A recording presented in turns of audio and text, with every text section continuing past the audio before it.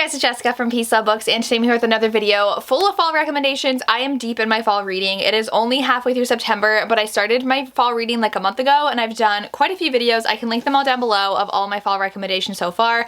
Here are 14 more recommendations because I cannot stop. Some of these are not ones that I just read this year though. They're ones that I didn't include on my last video that I might have forgotten about. Also, I have a couple of cozy mysteries as well. I do want to get back into my cozy mystery reading, so I have a lot on my TBR this year, but I do have a couple that I didn't include in my last video because that was specifically for romance, and these are mostly romance with a couple of cozies. So I do have a lot more dark and paranormal romances in here as well, and fantasy.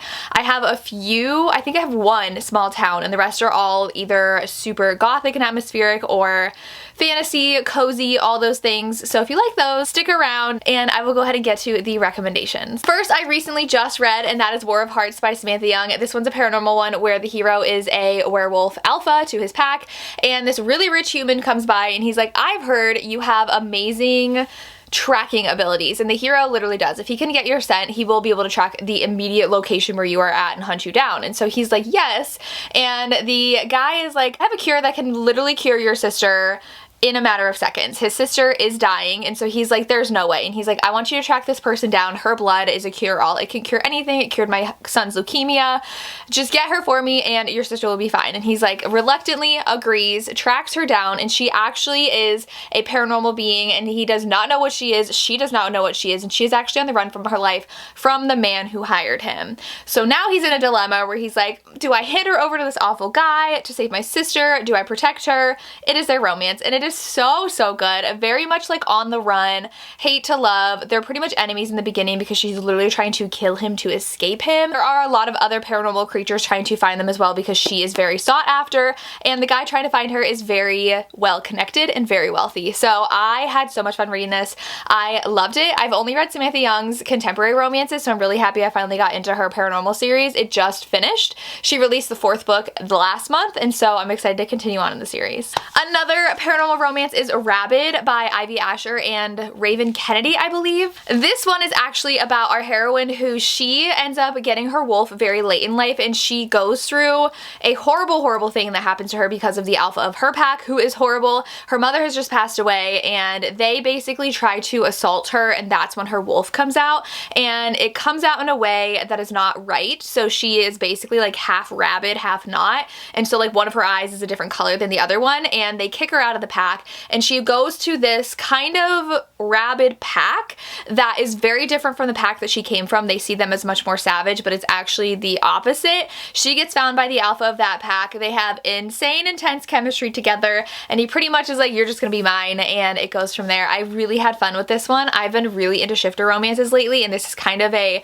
darker shifter. Like, I think of when people read shifter like mainstream, they're reading like Bride by Ali Hazelwood, but this one is definitely a bit of a darker take on it, and I really liked it. Then I do have Between Mischief and Magic, which is definitely a more cozy, sapphic paranormal fantasy romance. So our one heroine is actually a princess, and she has lost her magic, and she's at this kind of tavern and meets the other heroine, and they end up having to go on a journey together to try to figure out how to get to the princess's powers back. It's really cute and cozy, and the next one I believe is with a mermaid as well, so I feel like this is a very underrated romance that not a lot of people read, but I had a lot of fun. Definitely more cozy, kind of adventurous with like a mission to get magic back. It was a lot of fun. Then I did read the Alpha Tyrant Alpha's Rejected Mate. I never remember the order of that, by Kate C. Wells.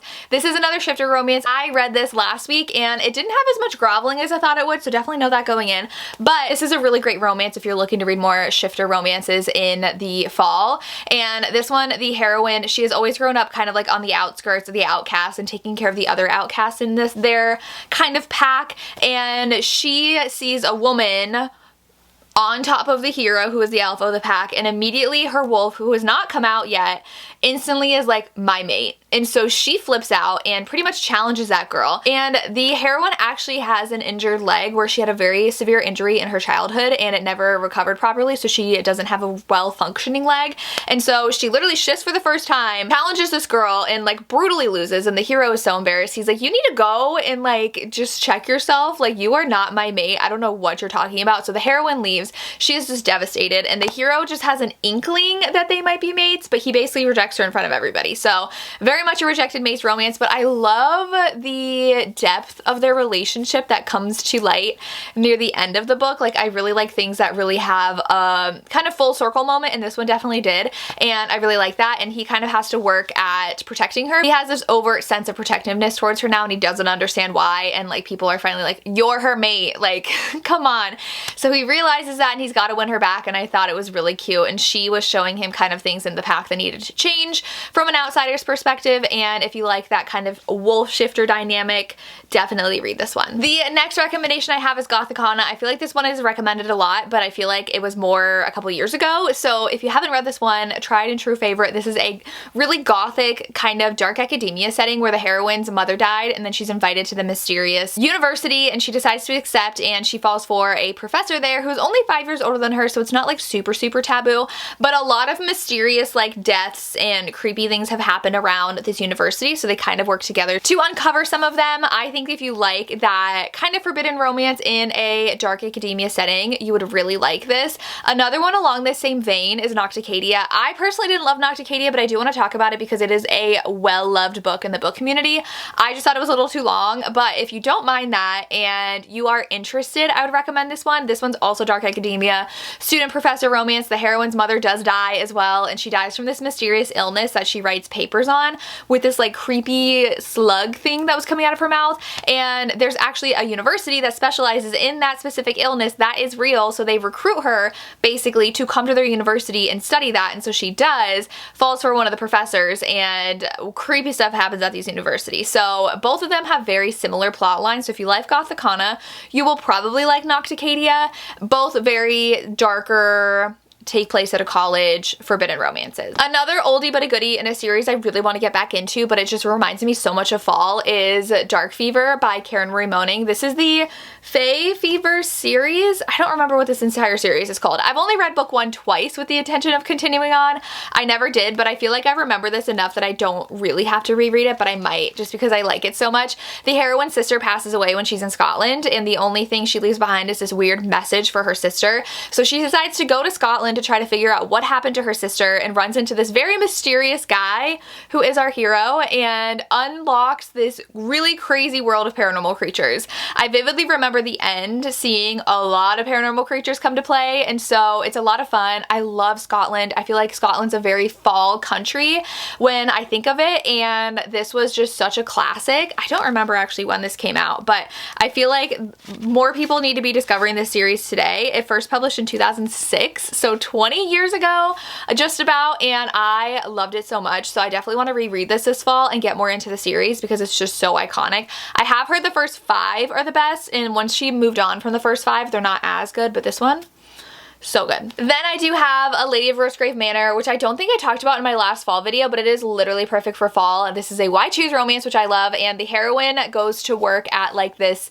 pleasure mansion and falls for a bunch of different paranormal creatures. We've got like an invisible man, we have a gargoyle, and I love all of them. There's a vampire, and a lot of action adventure happens near the end of this one as well. So it's definitely very spicy, but it has a really good plot to it that I really loved. I didn't love book 2 as much, but this one is just such a classic and one of the first why choose romances that I really loved. So if you like those paranormal creatures in a why choose romance, definitely choose this one. Then I do have my small town romance that I've recently read. I only have 10% left of the ebook, and I'm loving it, and that is Leaf and Let Die by Lainey Hatcher. I talk about book 1 in the series all the time. I skipped the Christmas one to read during Christmas and went to this one. This starts in September, and it actually goes a long time because now it's April, so we go through like the whole fall season into winter season, and they are actually rivals who grew up on rivaling apple farms, and they grew up like across the street from each other, and really the hero realizes he has loved her his whole life, but they have been bickering, bantering, playing pranks on each other since kindergarten, and now they're both in their late 20s, and the hero's like, you know what, I actually really like her, I need to make a move. And so it's very like enemies to friends with benefits situation, and I am really loving it. And the heroine is just grappling with her identity and what she's really doing on her family's farm and what she wants out of life, which I really love. of, because she's just used to not really taking anything seriously and just kind of like going through the motions of life, and now she's really reflecting on that, and the hero is so great too. I'm literally loving this if you like an apple farm setting, and I just love the fact that they were rivals and then slowly have to come around to be like, hey, maybe I do really like you. It's so cute. Before I get into my cozy mysteries, I do have 3 that I think are very well loved, but I just read them and I agree that these should be on everybody's reads for the fall. I'm going to start with the coziest fantasy romances that I love. My favorite part of these was the romance. So we have the Spell Shop and the Enchanted Greenhouse. I actually love the Spell Shop more than the Enchanted Greenhouse, but this was 5 stars, this was 4 stars. This one, our heroine has to run away from the main city when her library starts burning down, and in this world, nobody is allowed to use magic outside of like the high society government people, and the heroine steals a bunch of magical texts from the library, goes back to her small town that she left when she was little, and she starts using magic and practicing magic with this little cute spider plant that actually is alive, that is basically like a talking friend. So she starts offering these remedies to the people in town and really becoming close to everybody, including her neighbor who remembers her from when she was young, and he is just like the really nice guy in town who helps everybody, and then they have to worry about someone from the government coming and finding them. Very found family, very, very sweet romance. I loved this. And then this one has a different character that you heard about in this one. I'm not going to spoil who it is, but in this, our heroine is dropped into this town and she's like, what the heck is happening? And all of the greenhouses and trees are dying. And so she has to find a way to help fix this problem that is rooted in magic. The man who had enchanted these greenhouses did something to make them all die now that he is dead. And so she is helping this very grumpy hero figure out how to bring the greenhouses back to life, and just trial and error. And again, she's not supposed to be using magic. She was actually punished for using magic in the past, so she's very wary about that. And we also have a couple new plants that come to life as well. Very cozy, but the romances were so, so, so good. So please read these this fall if you haven't yet. They're amazing. I also ended up reading A Witch's Guide to Magical Innkeeping, and I loved this. I don't think I included it in my last video. I for sure talked about the first book, but I just read this one last month, so it might have been around when I did that video, so I apologize if it was in there. But again, read this. We have a really cute cozy inn, and our heroine is actually kind of trapped there because she has no magic now. She was punished for bringing her, I think it was her aunt, back to life. She used her magic to bring someone back to life, and so they took her magic away. And there's another witch that is now permanently a fox that lives there because she used her magic incorrectly, and someone though who lives in the inn. So the inn is actually enchanted to allow like lost in people who need a place to stay to find it and stay there. So a boy who is staying at the inn actually leaves and breaks into the library to find a book that would help her get her magic back. So the hero is actually a librarian who is sent to the inn, and he is there with his adorable sister. I think it's his sister. Now this doesn't say on the back if it was his sister or not. I think it's his sister and not a daughter. I think his sister is with him, and she finds a lovely home in this inn, and he and the heroine, who is the witch, fall in love. It's so, so cute. I love this setting. I love the found family aspect of all of this author's books. You have to read it. Then I do have a cozy mystery. So I have Murder at the Pumpkin Pageant by Darcy Hannah. Please know this is a little bit darker for a cozy mystery, so just be aware of that going in. But the heroine actually is a baker at this cafe, and the lighthouse everybody thinks is haunted, so she allows this podcaster to come and basically do a show about how haunted the lighthouse is on Halloween, and they end up finding a body swaying from the tree that night, and they have to figure out who killed this person. Like I said, it's very dark considering like someone was just like hanging in a tree.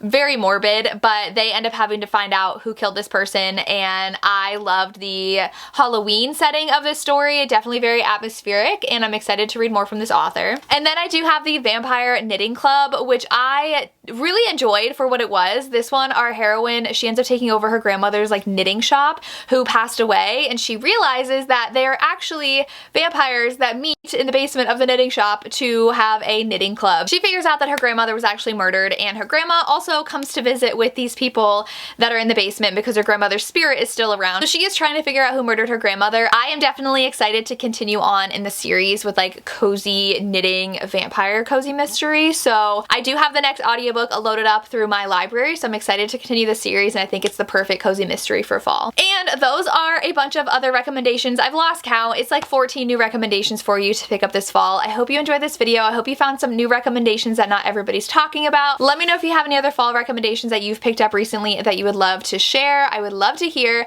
If you made it this far, definitely leave a yarn ball in the comments, one of my favorite emojis. Leave a yarn ball in the comments just to let me know you watched, and that's all I have. As always, thank you so much for watching and have a good day. Bye.